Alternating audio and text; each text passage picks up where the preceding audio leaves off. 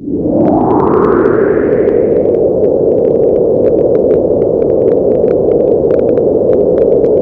cima que atrae. Avanzaba hacia la cumbre y comprendió que no era ese el camino. El otoño parecía terminar sin haber empezado siquiera.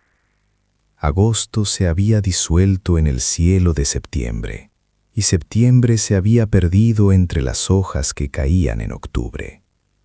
Pero allá, en la lejanía, más allá del horizonte, se alzaba siempre la misma colina azul, como si se burlara del clima y de las estaciones. Detrás de ella, casi fundiéndose con el aire claro, se elevaban las montañas de los Sayanes orientales. Las montañas son como una constante en matemáticas. Todo lo demás cambia. Solo ellas permanecen inmutables. Cada vez que regresaba del trabajo, a cualquier hora, después de cualquier turno, la veía, azul bajo cualquier luz, lejana y atrayente. Era una constante, algo fijo, ajeno a cualquier influencia exterior.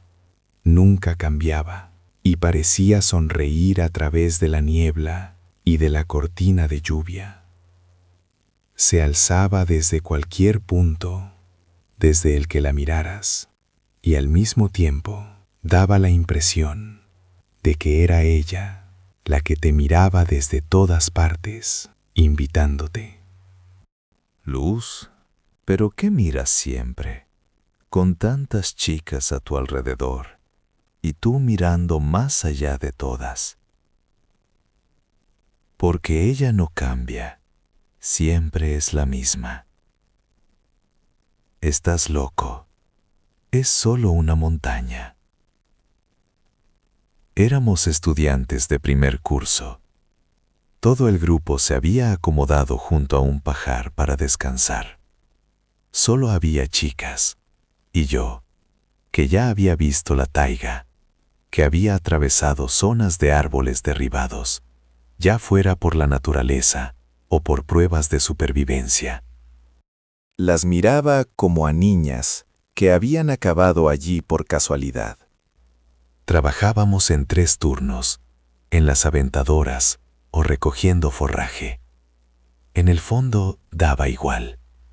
Ni siquiera habíamos empezado todavía la vida universitaria y ya trabajábamos en una explotación agrícola colectiva, mientras los propios campesinos bebían y dormían en sus casas.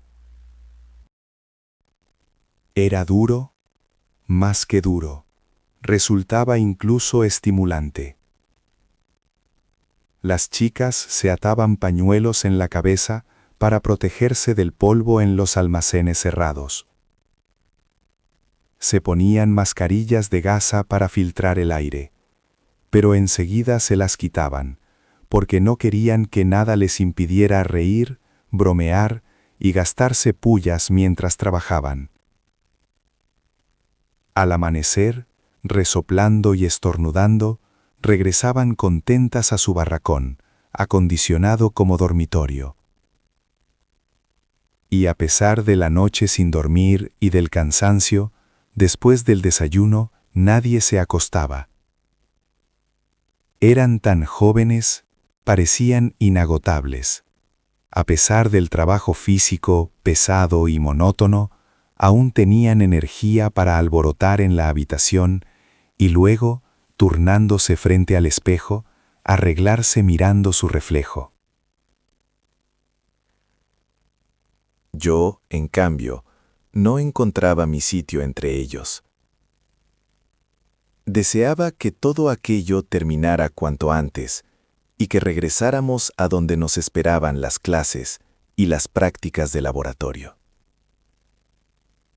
No nos habíamos pasado meses preparándonos para los exámenes, ni soportado la tensión del ingreso, ni la angustia de esperar las notas, para ahora gastar nuestra energía y entusiasmo en trabajos de cosecha solo porque quienes debían hacerlos no querían trabajar. Y allí estábamos nosotros, como ciudadanos responsables, salvando una cosecha que había salido adelante casi por milagro, gracias a uno de esos caprichos generosos de la naturaleza siberiana. La universidad era tan atractiva e incluso entonces tan inalcanzable como aquella montaña en las estribaciones de los Sayanes. Era, y seguía siendo, un sueño anhelado. Y aquella colina azulada a lo lejos era la realidad, aunque difícil de alcanzar. Estaba casi al alcance de la mano, atrapando la mirada. Parecía tan cercana que bastaba con decidirse y echar a andar hacia ella. Y eché a andar. Después del segundo turno, cuando el sol ya se había ocultado con solemnidad tras el horizonte, pero aún no había caído del todo la noche, cuando nuestras compañeras risueñas se adelantaron, mis pies, como por sí solos, giraron en sentido contrario, no hacia el almacén donde limpiábamos el grano, sino hacia el misterio. Como si me hubiera quitado un peso de encima, avancé ligero y decidido hacia donde aún, en la penumbra, se distinguía ella, la misma colina de un azul cobalto, alzándose en soledad sobre el bosque. Caminé toda la noche, y cuando, poco antes del amanecer, llegó la helada, me metí en un montón de paja, compartiendo el lecho con unos ratones inquietos que, con sus chillidos agudos, parecían intentar decirme algo. No llegué a comprender qué querían comunicarme aquellas criaturas, siempre ocupadas en reunir provisiones para el invierno. La mañana era fresca, pero no logró empañar mi ánimo. Me sentía descansado y con ganas de seguir adelante, de desentrañar el misterio de aquella imagen que parecía más real que imaginada. La colina seguía elevándose sobre el paisaje, igual de azul, igual de distante. Parecía que, pasara lo que pasara a su alrededor, continuaría contemplándolo todo con la misma calma majestuosa. Y yo me sentí de pronto pequeño, insignificante, a pesar de mi experiencia en la taiga tungusa, de mi trabajo como explorador del subsuelo. Y sin embargo, ese mismo sentimiento no hizo sino reforzar mi deseo de comprender el enigma de aquella montaña. Pero el hambre empezó a apretar. Necesitaba comer. Recordé que había pasado ya un día desde la última vez que nos habían dado una ración seca. Agua, desde luego, había de sobra. Me palpé los bolsillos y encontré unos cuantos granos que se habían colado durante la noche. Así que eso era lo que los ratones intentaban decirme. Si yo, como futuro biólogo, supiera entender el lenguaje de los animales, no es que callen, somos nosotros quienes no sabemos escucharlos. Somos de la misma sangre. ¿Dónde había oído aquello?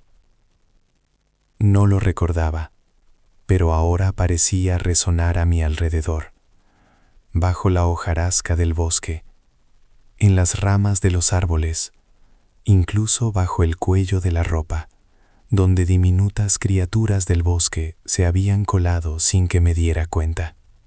Finalmente, salí a lo que parecía un camino de tierra. Caminar se volvió más fácil, aunque también más simple. desapareció la sensación de misterio. El camino se volvió directo, inevitable. Tenía dos direcciones, hacia adelante y hacia atrás. Y, naturalmente, seguí hacia adelante, hacia donde, más allá del horizonte, se alzaba aquella cima que encendía la imaginación. Estoy convencido de que ni siquiera tenía nombre en los mapas, pero eso no le restaba importancia para un viajero solitario que buscaba un punto de referencia en medio de un paisaje uniforme. Pensando en el cansancio y el hambre, intentaba calcular la distancia recorrida y la que aún me quedaba por recorrer. Pero la cima azulada parecía alejarse cada vez más, disimulándose entre las nubes del horizonte. Era imposible saber cuánto faltaba por el camino, a campo abierto o atravesando el bosque.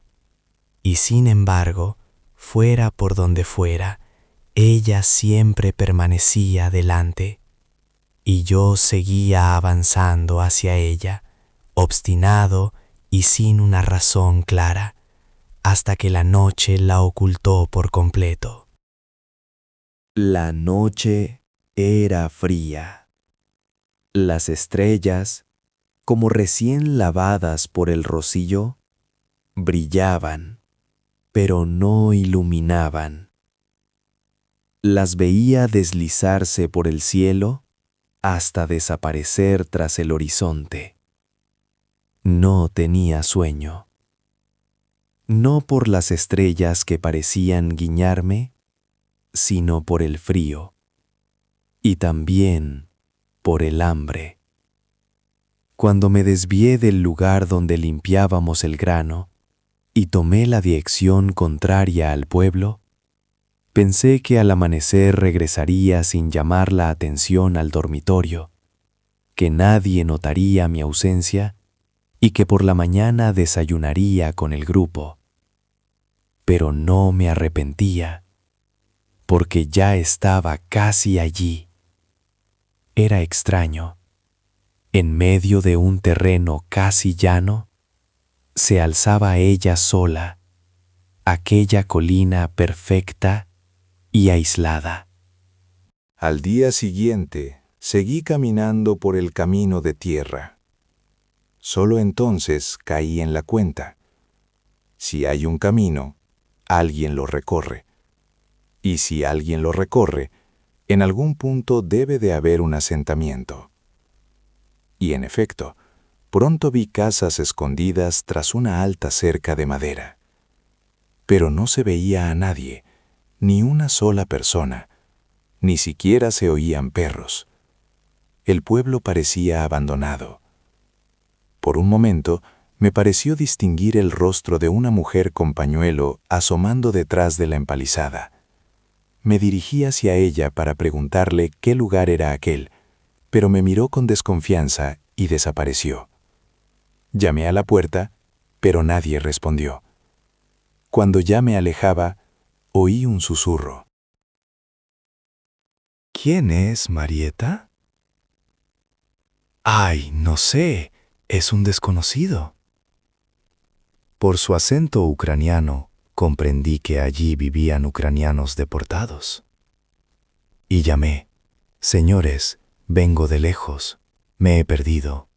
La puerta se abrió y apareció un anciano. Con un gesto me invitó a entrar. Pasa, hijo. ¿Cómo has llegado hasta aquí? ¿De dónde vienes? Le expliqué que venía de los trabajos agrícolas del distrito de Aginsky.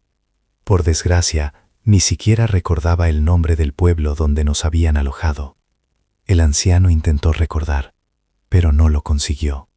Entra, debes de tener hambre, dijo, señalando la casa, donde la mujer ya se movía con diligencia. Incluso allí, en aquella tierra extraña, esas personas intentaban conservar sus tradiciones. Una cuarta parte de la amplia habitación, con pequeñas ventanas, estaba ocupada por una gran estufa. En ella cabía toda la familia para calentarse en los inviernos más duros.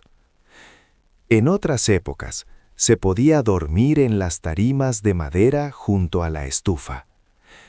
En el rincón opuesto, había una enorme mesa rodeada de bancos. Era evidente que en ocasiones toda la familia se reunía allí. Las cortinas estaban bordadas a mano con motivos vegetales, igual que los paños decorativos sobre los iconos enmarcados en madera y las fotografías bajo cristal. Y ahora, sobre la mesa, apareció una fuente de patatas humeantes. En la sartén chisporroteaban huevos con tocino. En un plato reposaba una rodaja de embutido.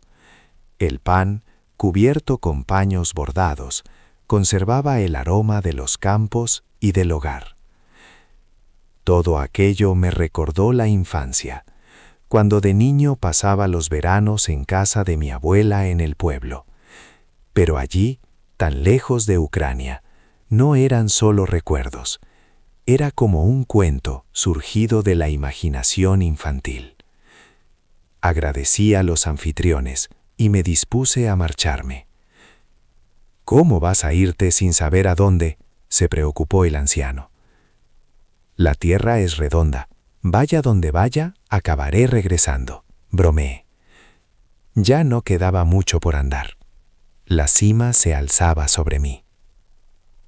Pero el camino, por alguna razón, descendía hacia la base de la montaña, y yo bajaba siguiendo las rodadas que alguien había dejado antes. Si hay un camino, debe de haber un final, un lugar al que conduce. Pero por desgracia, el camino se hundía en el pantano, y allí terminaba. La colina parecía apoyarse en él, como si su base se perdiera en las aguas. Intenté rodearla, pero por todas partes había agua en los accesos a sus laderas. Parecía una fortaleza medieval, defendida por una barrera natural. Si no hubiera sido otoño, con sus heladas implacables, habría seguido adelante. Por el agua, por los montículos, por la ciénaga. Pero allí permanecía, inaccesible. Y entonces comprendí, aquello que había tomado por un sueño, no lo era. Era solo una ilusión. Y desde luego, tampoco era una meta. La meta no era la montaña. Pero eso aún tenía que aprenderlo. 3 días después, cuando regresé a nuestro pueblo, me recibieron las miradas hostiles de mis compañeros. El día anterior los habían enviado, junto con la milicia local, a rastrear la zona en busca de un desaparecido. Ese desaparecido era yo. Y parecía que les resultaba más fácil aceptar la idea de encontrar mi cadáver que encontrarme a mí, vivo, aunque cansado y hambriento. Me llevaron escoltado por la milicia hasta Krasnoyarsk. Allí me acompañaron hasta la estación y me subieron al tren, asegurándose de que no me bajara del vagón antes de salir de su zona de responsabilidad. En la ciudad Krasnoyarsk, en la universidad, nadie me preguntó nada. Regresé al dormitorio, que en ese momento estaba vacío. Tenía hambre. Ni siquiera se les ocurrió darme de comer antes del viaje. Recorrí las habitaciones desiertas, y en una de ellas encontré unas cuantas patatas arrugadas y restos de margarina en un paquete. Me preparé una cena espléndida. Y, disfrutando del silencio del pasillo, me sumergí por completo en un libro que había comprado en la estación, El comportamiento de los animales, de Remy Chauvin. Pero no se olvidaron de mí. A la mañana siguiente, me llamaron al decanato, donde me comunicaron mi expulsión de la universidad por haber quebrantado la disciplina durante el trabajo en el campo. Me entregaron los documentos, olvidando el dinero que había ganado en la granja colectiva. Y me fui. De nuevo la estación. De nuevo un lugar final donde nadie te espera. ¿Nadie? Me esperaba el muro del bosque, los barracones junto al borde del pantano, las pasarelas de madera sobre pilotes podridos, el invierno, el trabajo en una brigada de carpinteros. Era extraño. No había días de suspensión por frío, como en el resto del país. Y cuando iba a trabajar con 45 o 47 grados bajo cero, todo a mi alrededor, en el aire denso de la mañana helada, parecía irreal. Los coches parecían de 2 pisos, las personas gigantes. El hacha rebotaba en la madera como si golpeara hierro. Y los clavos solo se dejaban clavar si antes se mojaban en aceite. Pero en el barracón, al que regresaba tras la jornada, aliviado, pero con las orejas y la nariz ennegrecidas por el frío, quitándome sobre la marcha los guantes de lona y las botas heladas, ya hervía con fuerza el hervidor, y el té georgiano, fuerte y amargo, no me dejaba dormir durante mucho tiempo, permitiéndome prepararme para los exámenes de la Universidad de Novosibirsk. Si esta historia te ha tocado, deja tu like. Así ayudas a que siga su camino y llegue a otros oyentes. La continuación ya se acerca. Quédate en el canal. La taiga aún tiene mucho que contar.